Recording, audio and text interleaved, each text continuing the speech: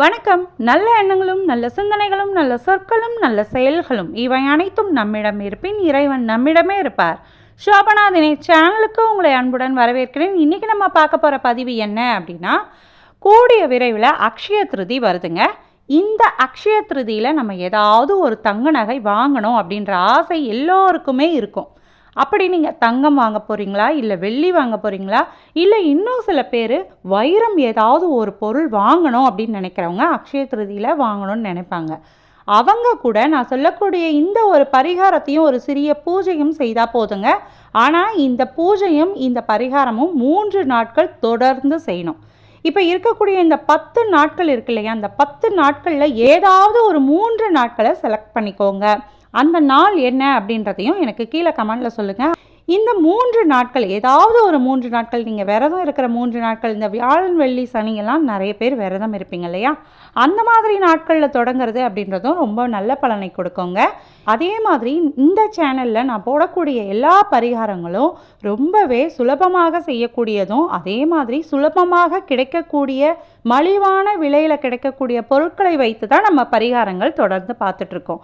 அதே முறையில் தான் இந்த பரிகாரமும் செய்கிறோம். மலிவான விலை அப்படின்னும் போது இந்த பரிகாரம் ஒர்க் அவுட் ஆகுமா அப்படின்ற சந்தேகமே வேண்டாங்க.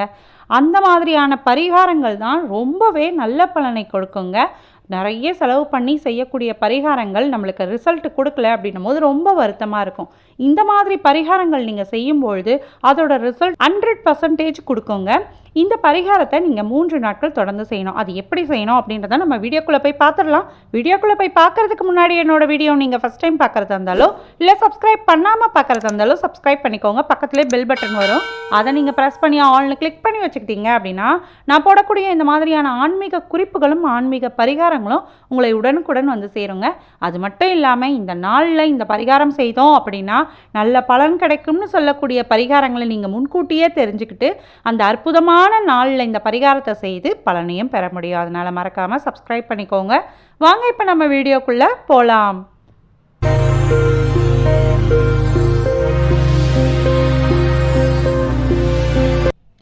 இன்னும் கொஞ்ச நாட்களில் அக்ஷய திருதி வருதுங்க. அதாவது 10/5/2024 வெள்ளிக்கிழமை அன்று அக்ஷய திருதி வருது. இன்னும் 10 நாட்கள் இருக்கு இல்லையா, இந்த 10 நாட்களுக்குள்ள ஏதாவது ஒரு 3 நாட்கள் நான் சொல்லக்கூடிய இந்த பரிகாரத்தை செய்திடுங்க. எப்போது இந்த தினம் வரும் அப்படின்னு நிறைய பேர் காத்து கொண்டு தான் இருப்போம். ஏன் அப்படின்னா, இந்த சுபதினத்தில் சிறிதளவு தங்கம் வாங்கினா கூட அவங்களுக்கு, அந்த தங்கம் வாங்குறாங்க இல்லையா, அவங்களுக்கு மளமளவென்னு தங்கம் பெருகி கொண்டே இருக்கும் அப்படின்றது தான் ஐதீகம். இது எல்லோருக்குமே தெரியும். அதனால தான் எப்படியாவது சிறுக பணத்தை சேமித்து வச்சு இல்லாதவங்க கூட அன்றைய தினத்தில் 1/2 கிராம் தங்கமாவது வாங்கிடுவாங்க. ஆனால் இந்த சிறு தொகையை கூட தங்களால் செலவு செய்ய முடியாதவங்களும் எப்பொழுதும் அக்ஷய திருதி அன்னைக்கு தங்களோட இயலாமையால் தங்களால் அந்த நகையை வாங்க முடியலை அப்படின்னு எண்ணி மனக்கவலையோடு இருக்கிறவங்களும் இருக்காங்க. அவங்க எல்லாம் நான் சொல்லக்கூடிய இந்த பூஜையை செய்து வந்தீங்க அப்படின்னா கட்டாயம் வருகின்ற அக்ஷய திருதி அன்னைக்கு ஏதாவது ஒரு சிறிய தங்கமோ இல்லை வெள்ளியோ வாங்கக்கூடிய ஒரு அமைப்பு உண்டாகுங்க. இந்த சிறப்பு பூஜையை எப்படி செய்யணும் அப்படின்றத நம்ம இப்போ பார்க்க போகிறோம். தொடர்ந்து 3 நாட்கள் செய்யணும் அப்படின்னு சொல்லியிருந்தேன் இல்லையா, அக்ஷய திருதி வருவதற்கு முன்னாடியே இந்த 3 நாட்களை நீங்கள் செலக்ட் பண்ணி வச்சுக்கோங்க. அந்த செலக்ட் பண்ண அந்த 3 நாட்களும் பெண்கள் மிகவும் சுத்தமாக இருக்கணுங்க. அதாவது நீங்கள் நான்வெஜ் சாப்பிடாத நாளாக பார்த்து செலக்ட் பண்ணுவது அப்படின்றத செலக்ட் பண்ணிக்கோங்க. இல்லை அப்படின்னா நீங்கள் செலக்ட் பண்ணக்கூடிய நாட்களில் ரொம்ப சுத்தமாக இருக்கணுங்க. வீடு மாலை போடுவாங்க இல்லையா, ஐயப்பனுக்கு மாலை போடும்போது எவ்வளோ சுத்தமாக இருக்குது அந்த மாதிரி சுத்தமாக வைக்கிறது அப்படின்றத பண்ணிக்கோங்க. ஏன்னா மாலை போடும் போது நிறைய சுத்தம் பார்ப்போம், நம்ம நான்வெஜ் சாப்பிட மாட்டோம், இன்னும் சில சுத்தங்கள் நம்ம பார்ப்போம், அதெல்லாம் செய்துடுங்க. இப்படி நீங்கள் சுத்தமாக இருந்து நான் சொல்லக்கூடிய நாட்களில் காலையும் மாலையும் எப்போ வேணாலும் நான் சொல்லக்கூடிய இந்த பூஜையை செய்யலாம். காலையில் டைம் இருக்குது அப்படின்றவங்க காலையில் செய்துடுங்க. ஏன்னா ஒர்க் பண்ணுறவங்க மாலை நேரத்தில் செய்ய முடியாது இல்லையா, அதனால் நீங்கள் காலையிலேயே இந்த பூஜையை செய்துட்டு கூட உங்களோட ஒர்க்கை கண்டினியூ பண்ணிக்கலாம். இல்லை நான் ஒர்க்கில் இருந்து, அதாவது ஆஃபீஸ்லேருந்து வந்து மாலை நேரத்தில் செய்கிறேன் அப்படின்றவங்க மாலை நேரத்தில் கூட நீங்கள் செய்துக்கோங்க. எந்த ஒரு பிரச்சனையும் கிடையாது. ஆனால் உங்களுக்கு எது தோதுவாக இருக்குமோ அந்த நேரத்தை செலக்ட் பண்ணி வச்சுக்கோங்க. இப்போ நம்ம ஒரு தீபம் ஏற்ற போகிறோம். வீடெல்லாம் முதல் நாளே கழுவி சுத்தம் பண்ணிவிடுங்க. நீங்கள் முதல் நாள், அதாவது இந்த 3 நாட்கள் இருக்கு இல்லையா, அதுக்கு முதல் நாளே நீங்கள் வீடெல்லாம் சுத்தம் பண்ணி நைட்டே எல்லாம் க்ளீன் பண்ணி வச்சுக்கோங்க. பூஜை அறையையும் சுத்தம் பண்ணிவிடுங்க. மறுநாள் காலையில் நீங்கள் எழுந்து இந்த பூஜையை செய்ய போகிறீங்க அப்படின்னா முதல் நாள் நைட்டு க்ளீன் பண்ணிவிடுங்க. அந்த 3 நாட்களும் ரொம்ப சுத்தமாக இருக்கணுங்க. அதை நல்லா நோட் பண்ணிக்கோங்க. இப்போ நம்ம ஒரு வெற்றிலை எடுத்துக்கலாம். இந்த பரிகாரம் செய்கிறதுக்கு வெற்றிலை வேணும். இப்போ தீபம் ஏற்ற போகிறோம். தீபத்திற்கு அடுத்து நான் பரிகாரம் சொல்கிறேன். இது ரெண்டையுமே சேர்த்து இந்த 3 நாட்கள் செய்யணும். இப்போ அந்த தீபம் ஏற்றுவதற்கு நம்ம வீட்டில் ஒரு வெற்றிலை எடுத்துக்கோங்க. தாம்பாள தட்டு எடுத்துக்கோங்க. அது மேலே வெற்றிலை வைக்க போகிறோம். அதனால் ஒரு வெற்றிலை எடுத்துக்கோங்க. அதே மாதிரி அகல் விளக்கு எடுத்துக்கோங்க. இந்த அகல் விளக்கை நல்லா அழகாக சுத்தம் பண்ணி மஞ்சள் குங்குமம் போட்டு வைத்து ரெடி பண்ணிக்கோங்க. அதே மாதிரி வெற்றிலைக்கும் மஞ்சள் குங்குமம் போட்டு வைத்துக்கோங்க. வெற்றிலையும் கழுவிடுங்க. சுத்தமாக இருக்கணும்னு சொல்லியிருந்தாலே அதனால். அதுக்கப்புறம் தாம்பாளத்தட்டில் நம்ம எப்பயுமே மஞ்சள் குங்குமம்லாம் வச்சுருப்போம் இல்லையா, அந்த மாதிரி வச்சுக்கோங்க. இப்போ நீங்கள் சாயந்தரம் செய்ய போகிறீங்கன்னா, காலையில் முதல் நாள் நான்வெஜ்ஜெல்லாம் சாப்பிட்ருப்போம், அசுத்தமாக இருந்ததுன்னா மாலை நேரத்தில் செய்கிறவங்க காலையில் சுத்தம் பண்ணிவிட்டு பூஜை அறை சாமானெல்லாம் க்ளீனாக கழுவிட்டு இந்த பூஜையை ஸ்டார்ட் பண்ணிக்கோங்க. இப்போ நம்ம தாம்பாள தட்டு மேலே வெற்றிலையை வச்சிடலாம். அதுக்கப்புறம் அந்த வெற்றிலை மேலே கொஞ்சமாக அக்ஷதை வைக்கணும். அக்ஷதை எப்படி ரெடி பண்ணணும் அப்படின்னா, பச்சரிசி கொஞ்சம் எடுத்துக்கோங்க. பச்சரிசியில் கொஞ்சம் போல் ஒரு சொட்டு நெய் கலந்துக்கோங்க. அது கூட மஞ்சள், இது 3ஐயும் நல்லா மிக்ஸ் பண்ணிக்கோங்க. இதுதான் அக்ஷதை. இந்த அக்ஷதையை எடுத்து வெற்றிலை மீது பரவலாக பரப்பி வச்சுக்கோங்க. அதுக்கப்புறம் மண் அகல் விளக்கு எடுத்து வச்சுருந்தோம் இல்லையா, அந்த மண் அகல் விளக்கை அந்த அக்ஷதை மேலே வச்சுக்கோங்க.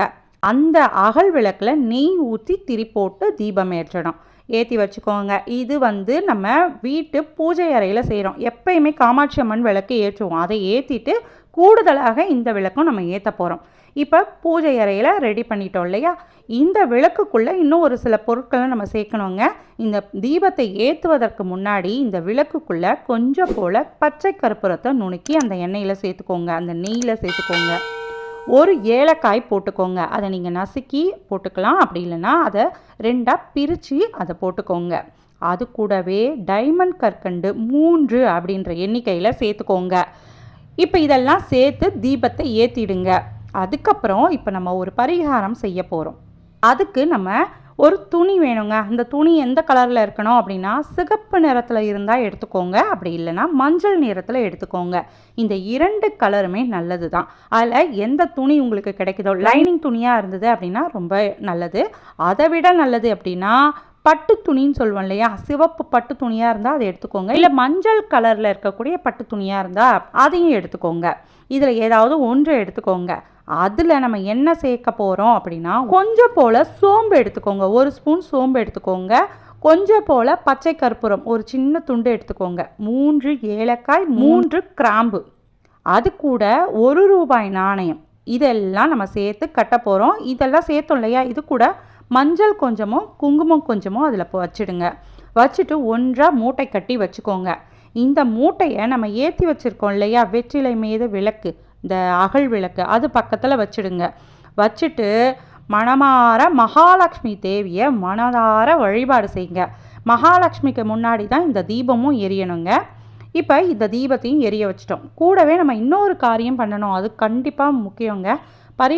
ஒரு பரிகாரம் செய்கிறோம் அப்படின்னா இந்த 3ஐயும் 3 நாட்கள் தொடர்ந்து செய்யணும்.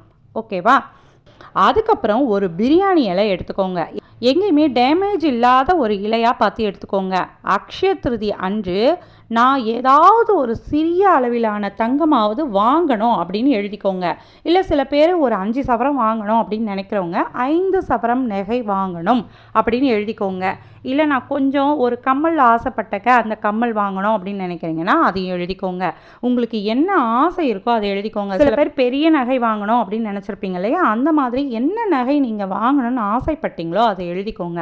1 கிராம் தங்கமாவது வாங்கணும் அப்படின்னு நினைக்கிறவங்க இருப்பாங்க இல்லையா, அந்த 1 கிராம் தங்கம் வாங்கணும்னு நினைக்கிறவங்க கூட அதை அப்படியே எழுதிக்கோங்க. உங்கள் ஆசை என்னவோ அதை அப்படியே அதில் எழுதிக்கோங்க. ஒரு நீல நிற பேனாக இருந்தால் கூட போதுங்க. அதில் நீங்கள் என்ன தங்கம் வாங்கணும்னு நினச்சிங்களோ அதை அந்த பேனாவில் எழுதிக்கோங்க.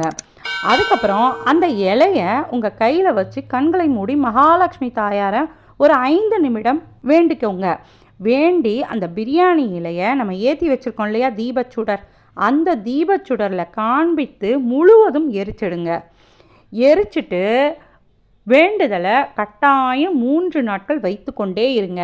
இந்த மாதிரி தொடர்ந்து 3 நாட்கள் செய்து வரணும். முடிச்சு போட்டிங்க இல்லையா, அது 3 நாட்கள் அப்படியே இருக்கட்டும்.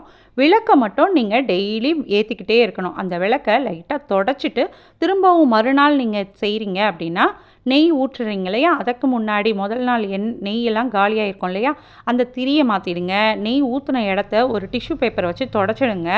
திரும்பவும் நெய் ஊற்றி ஒரு புதியதாக ஒரு திரியை போட்டு தீபம் ஏற்றிட்டு அந்த முடிச்சு மகாலட்சுமி பாதத்திற்கு முன்னாடியே அப்படியே இருக்கட்டும். இந்த தீபத்தை மட்டும் நம்ம திரும்ப திரும்ப ஏற்றுறோம். அக்ஷதை வச்சுருந்தோம் இல்லையா, அதை கூட மாற்ற வேண்டியதில்லை. 3 நாட்கள் அந்த அக்ஷதை அப்படியே இருக்கட்டும். அதன் மேலே இருக்கக்கூடிய நெய்யையும் திரியையும் மட்டும் நம்ம மாற்ற போகிறோம், அவ்வளோதான். அதுக்கப்புறம் இதே மாதிரி பிரியாணி இலையை மட்டும் நம்ம டெய்லி ஒன்று புதிதாக எடுத்து எழுதி நம்மளோட ஆசை என்ன, எந்த அளவுக்கு தங்கம் வாங்கணும்னு நினைக்கிறோமோ அந்த தங்கத்தை எழுதி தீபச்சுடரில் காட்டி எரிச்சிடுங்க. சில பேர் வைரம் வாங்கணும்னு நினச்சிருப்பீங்க இல்லையா, அந்த ஆசையும் நிறைவேறணும் அப்படின்னா அந்த வைரத்தை வாங்கணும் அப்படின்றத எழுதிக்கோங்க. நீங்கள் என்ன கம்மலா நெக்லஸா அப்படின்றதையும் எழுதிட்டு எரிச்சிடுங்க. 3 நாட்கள் இந்த எரிக்கிறத மட்டும் ஒவ்வொன்றாக டெய்லியும் செய்யணும். 3 இலைகள் 3 நாட்கள் அப்படின்னு எழுதி எரிச்சிட்டு அந்த சாம்பல் இருக்கு இல்லையா, அதை கால்படாத இடத்துல போட்டுருங்க. இப்போ நீங்கள் 3 நாட்கள் தொடர்ந்து செய்திருந்த அந்த முடிச்சு இருக்கு இல்லையா, அந்த முடிச்சை பத்திரமா நீங்கள் பணம் வைக்கக்கூடிய இடத்துலையோ அப்படி இல்லைன்னா நகை வைக்கக்கூடிய இடத்துலையோ ஏதாவது ஒரு இடத்துல வச்சுடுங்க. நீங்கள் பணம் வைக்கக்கூடிய இடத்துல வச்சிங்க அப்படின்னா பணங்கள் அதிகமாகும். பணங்கள் அதிகமாகிடுச்சு அப்படின்னாலே நம்ம ஆட்டோமேட்டிக்காக அக்ஷய திருதி அன்னைக்கு நம்ம நகைகள் வாங்கிடுவோம். நகை வைக்கிற இடத்துல நீங்கள் வச்சிங்க அப்படின்னா ஆட்டோமேட்டிக்காக நகைகள் அதிகமாகுங்க. அதனால் நீங்கள் நகை வைக்கிற இடத்துல வைக்கலாம், இல்லை பணம் வைக்கக்கூடிய இடத்துலையும் வைக்கலாம். நீங்கள் இந்த பூஜையை வியாபாரம் செய்கிற ஸ்தலத்துலேயும் செய்யலாங்க. பூஜை அறை இருந்தது அப்படின்னா இதே மாதிரி செய்து இதே மாதிரி பிரியாணி இலையை எரிச்சிடுங்க. அதே மாதிரி அந்த முடிச்சை கல்லாப்பெட்டியில் வச்சுடுங்க. இல்லை நீங்கள் வீட்டில் பூஜை செய்துட்டு அந்த முடிச்சை மட்டும் கல்லாப்பெட்டியில் எடுத்து வைக்கிறது, வியாபாரம் செய்யக்கூடிய இடத்துல கல்லாப்பெட்டியில் வைக்கிறது அப்படின்றதையும் பண்ணிக்கலாம். இந்த மாதிரி 3 நாட்கள் தொடர்ந்து செய்யணும். இந்த 3 நாட்கள் எந்த நாட்களில் தொடங்குறீங்க அப்படின்றத கீழே கமெண்டில் சொல்லுங்கள். அதே மாதிரி என்ன நகை வாங்கினீங்க அப்படின்றதையும் அக்ஷய திருதி முடிஞ்சதுக்கப்புறம் எனக்கு கீழே கமெண்டில் சொல்லுங்கள், நானும் தெரிஞ்சுக்கிறேன்.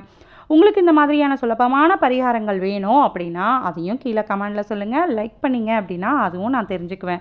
இத்தனை பேர் லைக் பண்ணுறாங்க, அப்போ இந்த மாதிரியான எளிமையான பரிகாரங்கள் தொடர்ந்து போட இருக்குங்க. அதனால் லைக் பண்ணிவிடுங்க. அதே மாதிரி இந்த வீடியோவை ஃபேமிலி அண்ட் ஃப்ரெண்ட்ஸ்க்கு இதை ஷேர் பண்ணிவிடுங்க. உங்களோட ஆதரவுக்கு மிகப்பெரிய நன்றிகள். தேங்க்யூ. வாழ்க வளமுடன், வளர்க அன்புடன். அன்பே தெய்வம், நற்றுணையாவது நமச்சிவாயமே. திருச்சிற்றம்பலம்.